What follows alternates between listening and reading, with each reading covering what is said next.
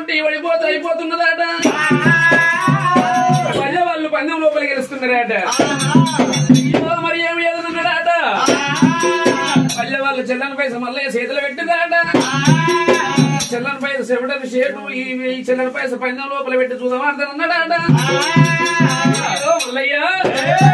ఆకలి ఉన్నావు అటువంటి పొయ్యేడుతో లోపల ఏమన్నా కొనుక్కొని తింటామని ఈ పైస చేతికి ఇచ్చిన ఎంత మూడో మళ్ళా చెల్లని పైస అటువంటి మరి పందెం లోపల పెట్టి చూద్దామని అంటున్నావా చెల్లని పైస మీ అటువంటి చూదములు పెట్టి మీతో చూదమాడుతున్నాడు మల్లయ్యా ఉన్నాడు శనిదేవత అటువంటి కాళ్ళు ఈనాచారు ఎక్కడ వేయమన్నాడట ఉన్న శనిదేవత కాళ్ళు ఈనాచారు అటువంటి పల్లె వాళ్ళ చెంతకెళ్ళి పొమ్మన్నాడట